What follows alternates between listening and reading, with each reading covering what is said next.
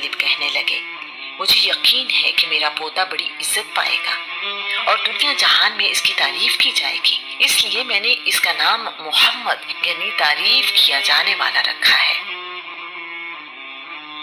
آج کا عنوان ہے تو خدا سے پوچھ وہ کون تھے۔ مکہ کے رئیس اور شرفاء اپنے بچوں کو دودھ پلانے کے لیے معاوضے پر دایا رکھتے تھے۔ وہ اپنے بیٹوں کو ان خواتین کے حوالے کر دیتے ہیں جو انہیں اپنے گاؤں لے جاتی ہیں۔ اس کی ایک اور وجہ بھی ہے کہ مکہ کی آب و ہوا میں اکثر نوزائیدہ بچے مر جاتے ہیں۔ دیہات کی آب و ہوا ان بچوں کے لیے فائدہ مند ہے اور وہیں ان بچوں کو خالص عربی زبان سیکھنے کا موقع بھی مل جاتا ہے۔ بیٹیوں کی صورت میں دایا کو اپنے گھر میں رکھا جاتا ہے۔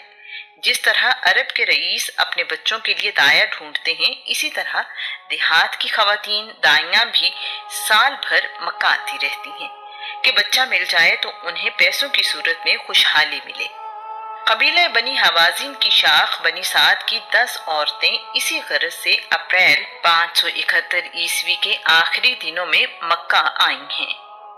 حلیمہ بنت ابو زہیب انہی عورتوں میں سے ایک ہیں۔ اس قبیلے کی عورتیں رضاعت یعنی نرسنگ کے لیے اچھی شہرت رکھتی ہیں۔ ان عورتوں کا تعلق مکہ کے جنوب مشرقی وادی بنی سعد سے ہے جو طائف کے قریب واقع ہے۔ مکہ سے 16 کلومیٹر دور حدیبیہ واقع ہے۔ اسے آج کل شمیسیہ کہا جاتا ہے۔ قبیلہ بنی سعد حدیبیہ کے آس پاس اور طائف کے نواح تک آباد ہے۔ بنی سعد بن بکر قبیلے کی زندگی انتہائی سادہ ہے۔ وہ مختلف موسم مختلف مقامات پر گزارتے ہیں۔ بچے سارا دن چراگاہوں میں بھیڑ بکریوں کے ریوڑ کی نگہبانی اور آپس میں کھیل کود میں گزارتے ہیں۔ عورتیں کھانا پکانے کے لیے لکڑیاں اکٹھی کرتی ہیں، خاندان کے باقی افراد کی دیکھ بھال کرتی ہیں، فارغ وقت دھاگا کاٹنے میں صرف کرتی ہیں۔ یہ لوگ کھجور اور دودھ پر گزارا کرتے ہیں۔ بعض اوقات انہیں سبزیاں اور گوشت بھی کھانے کو مل جاتا ہے۔ میلوں میں جا کر یا مکہ جیسے بڑے شہروں میں وہ میٹھا گوشت بھی کھاتے ہیں۔ حلیمہ سعدیہ کے گاؤں کا نام شاہتا ہے۔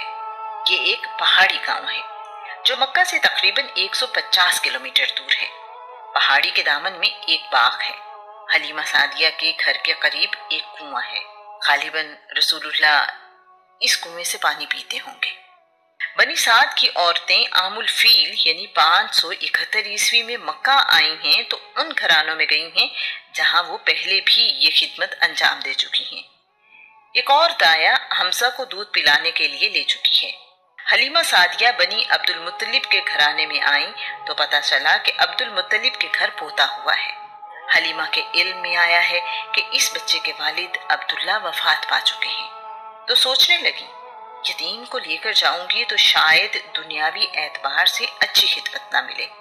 حلیمہ بی بی آمینہ کے بیٹے کو اپنے ساتھ نہیں لے جانا چاہتی۔ ماں غریب ہے اور باپ دنیا سے رخصت ہو چکا ہے۔ ایسی خدمت نہیں ملے گی جیسی باپ اپنے بیٹے کی خوشی میں کرتا ہے۔ حلیمہ تو پہلے ہی خشک سالی کے شکار گاؤں سے آئی ہیں۔ ان کا خچر سب سے کمزور ہے، ساری عورتوں سے پیچھے رہ جاتی ہیں۔ باقی لوگ سارا راستہ اس وجہ سے تنگی محسوس کرتے رہے لیکن اسی گاؤں سے ہونے کی وجہ سے ساتھ لائے ہیں۔ حلیمہ سعدیہ کی گود میں بیٹا عبداللہ ہے جو دودھ نہ ملنے کی وجہ سے ساری رات روتا رہتا ہے۔ دونوں میاں بیوی اس وجہ سے ساری رات سو نہیں پاتے۔ حلیمہ سعدیہ کا دودھ اس کے بیٹے کے لیے کافی نہیں ہوتا۔ ان کی اونٹنی اتنا دودھ نہیں دیتی کہ گھر کے افراد اپنی بھوک مٹا سکے۔ خشک سالی اپنے عروج پر ہے۔ حلیمہ کہتی ہیں شاید خدا کی زمین پر ہمارے علاقے سے زیادہ خشک سالی کہیں نہیں ہے۔ کمزور خچر، لاغر اونٹنی اور کم دودھ۔ حلیمہ کے لیے تو کوئی معاملہ بھی آسان نہیں ہے۔ آسودگی بس ایک خواہش ہی ہے۔ حلیمہ سعدیہ اور گھروں میں گئیں کہ بچہ لے سکے، لیکن ان کی صحت اور حالت دیکھ کر کوئی ماں اپنا بچہ انہیں دینے کے لیے تیار نہیں ہے۔ حلیمہ کو کیا پتا اس کی کمزور حالت ہی اس کی خوش نصیبی ہے۔ حلیمہ مایوسی کے عالم میں پریشان ہے۔ اپنے شوہر سے کہتی ہیں، خدا کی قسم میں خالی ہاتھ گاؤں واپس نہیں جاؤں گی۔ حلیمہ کے شوہر نے مشورہ دیا ہے کہ پھر ہم عبداللہ بن عبد المطلب کے بیٹے کو ہی لے آتے ہیں۔ حلیمہ سعدیہ اور ان کا شوہر حارث بن عبد العزیٰ بی بی آمینہ کی خدمت میں حاضر ہوئے ہیں۔ ان کی ملاقات بچے کے دادا سے ہوئی ہے۔ عبد المطلب نے دایا سے پوچھا ہے، تمہارا نام کیا ہے؟ جواب ملا، حلیمہ سعدیہ۔ واہ واہ، حلیمہ یعنی نرم بھی اور سعدیہ یعنی خوش قسمت بھی، یہ دونوں خوبیاں ایک جگہ، کمال ہے۔ بی بی آمینہ اپنے بیٹے کو حلیمہ کے پاس لائی ہیں۔ پیارا بیٹا اس وقت سبز رنگ کی چادر میں لپٹا ہوا سو رہا ہے۔ حلیمہ سعدیہ کا بیان ہے، میں نے بچہ گود میں لیا اور منہ سے چادر ہٹائی تو میں بچے کی خوبصورتی پر فدا ہو گئی۔ اتنا پیارا بچہ میں نے پہلے کبھی نہیں دیکھا تھا۔ میرا جی چاہتا تھا میں اسے دیکھتی ہی جاؤں۔ میں نے اس بچے کے ماتھے پر بوسہ دیا۔ سمجھا نہیں ہنوز میرا عشق بے ثبات، تو کائنات حسن ہے یا حسن کائنات۔ حلیمہ سعدیہ کا بیان ہے، مجھے آپ سے عشق ہو گیا ہے، میں سمجھ نہیں پا رہا کہ آپ حسن کی کائنات ہیں یا کائنات کا حسن، یہ فیصلہ کرنا مشکل ہے۔ اس وقت رسول اللہ کی عمر 8 دن ہے۔ بی بی آمینہ نے رسول اللہ کو حلیمہ کے حوالے کرتے ہوئے کہا ہے کہ میں اپنے بچے کو اللہ ذوالجلال کی پناہ میں دیتی ہوں، اس شر سے جو پہاڑوں پر واقع ہو، یہاں تک کہ میں اسے اونٹ پر سوار دیکھوں، میں دیکھ لوں کہ یہ غلاموں اور غریبوں کے ساتھ احسان کرنے والا ہو۔ بچہ لینے کے بعد حلیمہ سعدیہ کی 3 راتیں مکہ میں خیمے میں گزری ہیں، کیونکہ سارے قافلے کے ساتھ ہی واپس گاؤں جانا ہے۔ حلیمہ سعدیہ بتاتی ہیں کہ میں نے قریشی بچے کو دودھ پلایا تو اپنے اندر غیر معمولی تبدیلی دیکھی۔ بھوک اور کمزوری کی وجہ سے میرے بیٹے کے لیے ہی دودھ کافی نہیں ہوتا تھا، اب دونوں بچوں نے اپنی بھوک کے مطابق دودھ پیا۔ میرے لیے یہ ایک خوشگوار حیرت تھی۔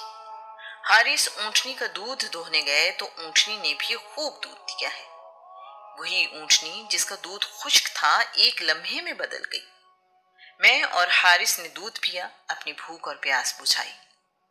اب ہمیں اندازہ ہونا شروع ہو گیا ہے کہ ہم ایک غیر معمولی بچے کو لے کر آئے ہیں۔ حارث نے کہا، حلیمہ خدا کی قسم ہم بہت ہی بابرکت بچہ لائے ہیں۔ حلیمہ سعدیہ کہتی ہیں، واپسی کا سفر بالکل ہی مختلف تھا۔ میرا کمزور خچر جو مکہ جاتے ہوئے سب سے پیچھے تھا، اب کوئی اور سواری اس کے برابر نہ تھی۔ سب حیران تھے کہ یہ ماجرا کیا ہے۔ سب لوگ پوچھتے تھے، حلیمہ کیا تم نے نیا خچر خریدا ہے؟ مکہ جاتے ہوئے تو اس کے لیے چلنا بھی مشکل تھا۔ رسول اللہ کے آنے سے حلیمہ کے گھر میں جیسے بہار آ گئی ہے۔ حلیمہ سعدیہ کے 3 بچے ہیں، ایک بیٹا عبداللہ اور 2 بیٹیاں انیسہ اور حذافہ۔ حذافہ کا لقب شیمہ ہے، وہ شیمہ کے نام سے ہی مشہور ہوئیں۔ عمر میں رسول اللہ سے 6 سال بڑی ہیں۔ یہ رسول اللہ کے رضائی بہن بھائی ہیں۔ ابو سفیان بن حارث بن عبد المطلب نے بھی حلیمہ سعدیہ کا دودھ پیا تھا۔ ابو سفیان بن حارث رسول اللہ کے چچا کا بیٹا ہونے کے علاوہ حلیمہ سعدیہ کی نسبت سے رضائی بھائی بھی ہے۔ ولادت کے بعد سب سے پہلے رسول اللہ کی والدہ بی بی آمینہ نے آپ کو دودھ پلایا، پھر یہ شرف سویبہ کو حاصل ہوا۔ اس وقت سویبہ کی گود میں بیٹا ہے جس کا نام مسروح ہے۔ سویبہ نے حمزہ کو بھی دودھ پلایا ہے۔ اس کے علاوہ جن خواتین کو یہ شرف حاصل ہوا ان کے نام برکہ بنت ثعلبہ یعنی ام ایمن اور حلیمہ سعدیہ ہیں۔ حلیمہ سعدیہ کو رسول اللہ کو دودھ پلانے کی سعادت سب سے لمبے عرصے کے لیے ملی۔ یہ مدت تقریباً 2 سال ہے، اسی لیے عموماً حلیمہ سعدیہ کا نام ہی رسول اللہ کی رضائی ماں کے طور پر لیا جاتا ہے۔ یہاں عرب کی تہذیب سمجھنے کے لیے بتانا ضروری ہے کہ رسول اللہ کی ولادت کے وقت برکہ یعنی ایمن کی عمر 10 سال ہے اور وہ رسول اللہ کو دودھ پلانے کا شرف حاصل کرتی ہیں۔ اس سے یہ بات واضح ہوتی ہے کہ عرب میں آج کے مقابلے میں بہت چھوٹی عمر میں شادی کا رواج تھا۔ چھوٹی عمر میں شادی عرب میں عجیب نہیں سمجھی جاتی تھی۔ حافظ ابو بکر ابن عربی کے مطابق رسول اللہ کو جس عورت نے بھی دودھ پلایا وہ ایمان کی دولت سے سرفراز ہوئی۔ یہ بات قابل فہم بھی ہے کہ کائنات کے رسول کے جسم و جاں میں ہدایت یافتہ لوگوں کا دودھ ہی جانا تھا۔ قدرت نے بڑی احتیاط سے یہ اہتمام رکھا۔ حلیمہ سعدیہ کا بیان ہے، محمد کی برکت سے خشک سالی میں بھی میری تمام بھیڑ بکریاں خوب دودھ دیتی تھیں۔ سارے گاؤں کے جانور خشک سالی کا شکار تھے، جبکہ میرے جانور روز بروز بہتر ہوتے جا رہے تھے۔ تمام لوگ اپنے چرواہوں کو ہدایت کرتے تھے کہ اسی چراگاہ میں جاؤ جہاں حلیمہ کی بکریاں جاتی ہیں۔ بھلا وہ کہاں جانتے تھے کہ فرق چراگاہ کا نہیں، فرق تو وہ خوش نصیبی ہے جو میرے حصے میں آئی۔ حلیمہ سعدیہ گزرے ہوئے دنوں کو یاد کرتے ہوئے کہتی ہیں، میں محمد کا بہت خیال رکھتی تھی، انہیں کہیں دور نہیں جانے دیتی تھی۔ ایک روز میرا دھیان نہ رہا، شیما اپنے رضائی بھائی کو تپتی دوپہر میں بکریوں کے ریوڑ کے پاس لے گئی۔ میں تلاش میں نکلی اور شیما تک پہنچ گئی۔ جب محمد کو شیما کے ساتھ دیکھا تو میں شیما کو ڈانٹنے لگی، اتنی تپش میں تم بچے کو ساتھ لے کر دور آ گئی ہو، اگر یہ بیمار ہو گیا تو؟ شیما نے جواب دیا، اماں جان، تپش کیسی؟ بادل کا ٹکڑا میرے بھائی پر مستقل سایہ کیے ہوئے ہے، ہم جہاں جاتے ہیں بادل کا ٹکڑا ساتھ جاتا ہے۔ پچھلے 2 سال حلیمہ کے لیے آنے والا ہر دن پہلے سے بہتر رہا ہے۔ حلیمہ سعدیہ بیان کرتی ہیں، سارا گاؤں ہی محمد کا دیوانہ تھا۔ اگر کسی کو کوئی جسمانی تکلیف ہوتی تو وہ محمد کی ہتھیلی تکلیف والی جگہ پر لگاتا، اللہ کے حکم سے فوراً شفا پاتا۔ انسان ہی نہیں، جانور بھی اس رحمت سے محروم نہیں رہے۔ میرے گاؤں میں اگر کوئی جانور بیمار ہو جاتا تو وہ محمد کے پاس لاتے، ان کا ہاتھ اس جانور پر پھیرتے تو وہ جانور تندرست ہو جاتا۔ ایک دن میں محمد کو گود میں لیے بیٹھی تھی کہ بکریوں کا ریوڑ قریب سے گزرا۔ ایک بکری ریوڑ سے علیحدہ ہوئی، آگے بڑھی، محمد کے ماتھے پر بوسہ دیا اور واپس بکریوں میں شامل ہو گئی۔ اب سارے گاؤں کو علم ہو چکا، یہ قریشی بچہ غیر معمولی ہے۔ محمد کا چہرہ بہت روشن تھا، ان کی موجودگی رنگ و نور کی برسات تھی۔ سال میں 1-2 بار دائیاں بچوں کو ان کے ماں باپ سے ملوانے مکہ لے جاتی ہیں۔ ان کا مقصد والدین کا اطمینان اور بدلے میں ان سے بھیڑ بکریاں اور دوسرے فائدے حاصل کرنا ہوتا ہے۔ حلیمہ سعدیہ جب بھی رسول اللہ کو مکہ لے کر گئیں، وہ مکہ کی آب و ہوا میں بیمار ہو گئے۔ رسول اللہ کا بچپن سادہ ہے اور دوسرے بچوں جیسا ہے۔ رسول اللہ اپنے ہم عمر بچوں سے زیادہ صحت مند ہیں۔ شیما ایک یادگار واقعہ بیان کرتے ہوئے کہتی ہیں، رسول اللہ نے ایک دن کھیلتے ہوئے میرے کندھے پر اس زور سے کاٹا کہ اس کا نشان میرے کندھے پر ساری عمر موجود رہا۔ غزوہ حوازن کے دوران مسلمان فوج نے کچھ لوگوں کو قیدی بنا لیا، ان قیدیوں میں میں بھی موجود تھی۔ رسول اللہ کے سامنے قیدی پیش کیے گئے تو میں نے اپنے قریشی بھائی کو دیکھتے ہی پہچان لیا۔ میں بہت خوش ہوئی، مجھے بچپن کے سارے واقعات یاد آنے لگے۔ رسول اللہ سے میری ملاقات 56 سال بعد ہو رہی تھی۔ میں نے رسول اللہ کو یاد دلایا کہ میں حلیمہ سعدیہ کی بیٹی حذیفہ ہوں، اور کندھے پر نشان دکھایا تو رسول اللہ نے بھی مجھے پہچان لیا۔ بہن ہونے کی وجہ سے مجھے آزاد کر دیا اور حسن سلوک بھی کیا۔ ایک کنیز، بکریوں کا ریوڑ اور 3 غلام مجھے دیے۔ میں نے اسلام قبول کیا۔ اس کے علاوہ رسول اللہ نے میری نسبت سے بنی حوازن کے 6000 قیدی بھی رہا کر دیے۔ رضاعت یعنی نرسنگ کی مدت عموماً 2 سال ہوتی ہے۔ حلیمہ سعدیہ بیان کرتی ہیں، محمد جتنا عرصہ میرے پاس رہے کبھی بستر گندا نہ کیا، نہ ہی کبھی آپ کے کپڑے خراب ہوئے۔ وقت مقررہ پر جسمانی ضرورتیں پوری کرتے رہے، ان کی پاکیزگی بہت اعلیٰ تھی۔ محمد کی عمر 2 سال ہوئی تو میں اپنے شوہر کے ساتھ مکہ گئی کہ بچہ ماں کے حوالے کیا جائے۔ بی بی آمینہ اور عبد المطلب نے میری توقع سے بڑھ کر میری خدمت کی۔ میرا دل ابھی بھی اس بچے کے ساتھ دھڑک رہا تھا۔ میں نہیں چاہتی تھی کہ بچہ مجھ سے دور رہے۔ اتفاقاً مکہ میں ان دنوں طاعون کی وبا پھیلی ہوئی تھی۔ یہ ایک ایسی بیماری ہے جس سے انسان ہلاک ہو جاتا ہے۔ حلیمہ سعدیہ بیان کرتی ہیں، ہم دونوں میاں بیوی نے اس وبا کا بہانہ بنا کر بی بی آمنہ سے درخواست کی کہ وبا خطرناک ہو سکتی ہے، اس لیے بچہ ہمارے ساتھ ہی بھیج دیں۔ بار بار اصرار کرنے پر بی بی آمینہ راضی ہو گئیں۔ میں ایک بار پھر محمد کو اپنے گاؤں لے آئی۔ ہم بہت خوش ہیں کہ وہ پیارا بابرکت بچہ پھر سے ہمارے پاس ہے۔ شیما کی خوشی کی حد نہیں ہے، کبھی کھلاتی، کبھی پلاتی، لوریاں سناتی، گیت گا گا کر دل بہلاتی ہے۔ ایک دن محمد نے مجھ سے کہا، اماں میرے بہن بھائی کہاں جاتے ہیں؟ میں انہیں سارا دن نہیں دیکھتا۔ میں نے جواب دیا، وہ بکریاں چرانے جاتے ہیں۔ رسول اللہ نے ان کے ساتھ جانے کی خواہش ظاہر کی۔ رسول اللہ بھی اپنے رضائی بہن بھائیوں کے ساتھ بکریاں چرانے جاتے ہیں۔ باقی انبیاء کی طرح رسول اللہ نے بھی بکریاں چرائیں۔ یہ حلیمہ بھید کھلا نہیں، یہ مقام چونو چرا نہیں، تو خدا سے پوچھ وہ کون تھے، تیری بکریاں جو چرا گئے۔ حلیمہ یہ باتیں کرنے کا مقام نہیں، نہ تم پر یہ راز کھلا ہے کہ وہ محمد اللہ کے رسول ہیں جو تیری بکریوں کو چراتے رہے۔ شیما بیان کرتی ہیں، محمد بکریوں کا ریوڑ چراتے تو بکریاں ادھر ادھر نہیں جاتی تھیں اور کمال محبت سے ان کے ارد گرد رہتی۔ حلیمہ رسول اللہ کو ذوالمجاز کے بازار میں لے کر آئی ہیں۔ ایک یہودی قیافہ شناس نے دیکھ کر کہا ہے کہ یہودیوں دوڑو، اس بچے کو پکڑو، یہ تمہیں جڑ سے اکھاڑ دے گا۔ بازار میں شور کی وجہ سے کسی کو اس یہودی کی آواز سنائی نہیں تھی۔ اس سے پہلے کہ لوگ اس کی آواز پر اکٹھے ہوں، حلیمہ نے رسول اللہ کو چھپا لیا ہے اور فوراً گھر واپس لے آئی ہیں۔ وہ جس مقصد کے لیے بازار گئی تھیں اس کی پرواہ نہیں کی۔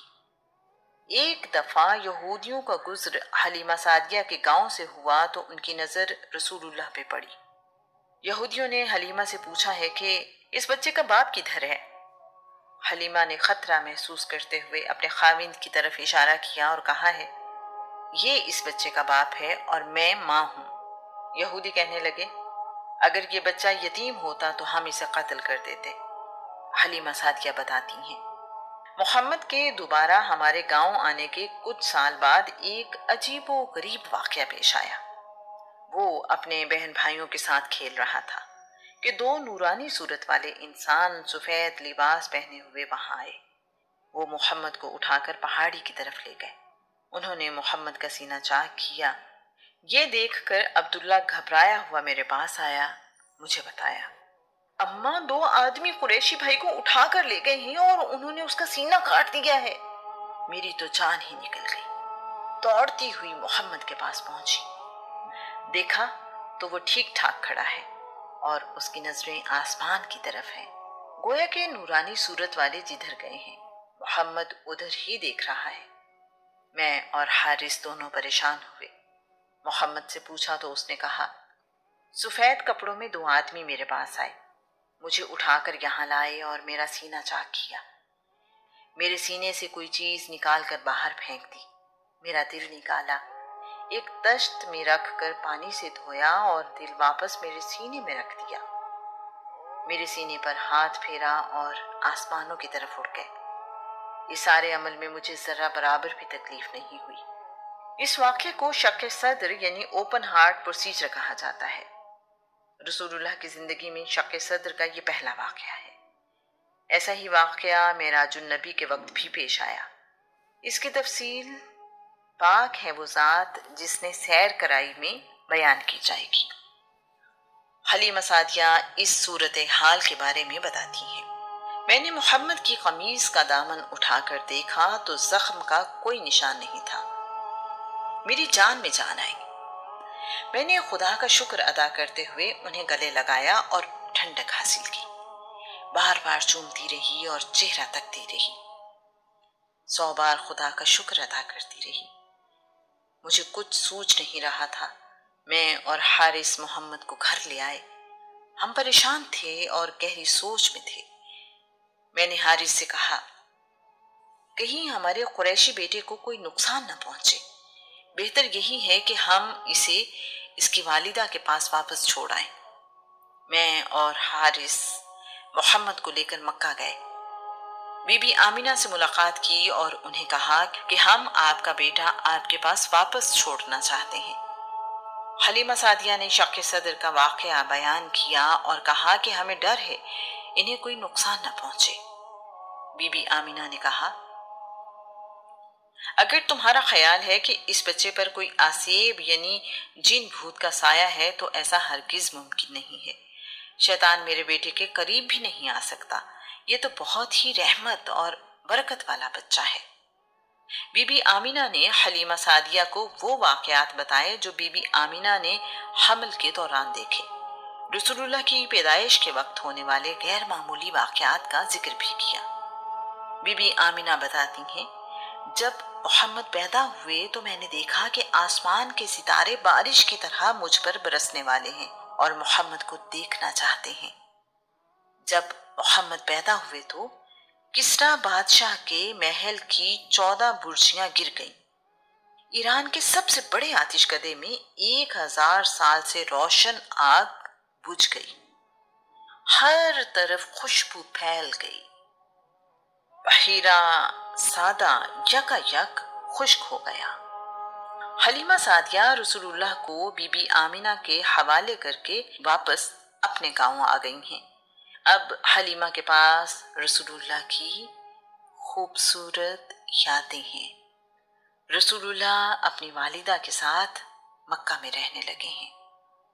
شق صدر کا واقعہ رسول اللہ کے دوبارہ حلیمہ سعدیہ کے گاؤں آنے کے کچھ سال بعد کا ہے۔ اس میں مختلف روایات ملتی ہیں جن کے مطابق رسول اللہ کی عمر 4 یا 5 سال تھی۔ ایک روایت کے مطابق اس وقت رسول اللہ کی عمر 2.5 سال تھی۔ ابن سعد کے مطابق رسول اللہ کی عمر اس واقعے کے وقت 5 سال تھی۔ رسول اللہ تقریباً 5 سال حلیمہ سعدیہ کے پاس رہے۔ فتح مکہ کے بعد حلیمہ سعدیہ اور حارث جیرانہ کے مقام پر رسول اللہ کی خدمت میں حاضر ہوئے اور ایمان لے آئے۔ ان کے جیرانہ آنے پر رسول اللہ نے اپنی چادر ان کے لیے بچھائی، ان کو اس چادر پر بٹھایا اور کہا، یہ میری ماں حلیمہ ہیں، انہوں نے مجھے دودھ پلایا ہے، اپنے ہم عمر بچوں کے ساتھ کھیلتا ہے۔ رسول اللہ کے چچا حمزہ آپ کے ہم عمر ہیں۔ جناب حالہ سے عبد المطلب کی ایک بیٹی صفیہ بنت عبد المطلب بھی ہے۔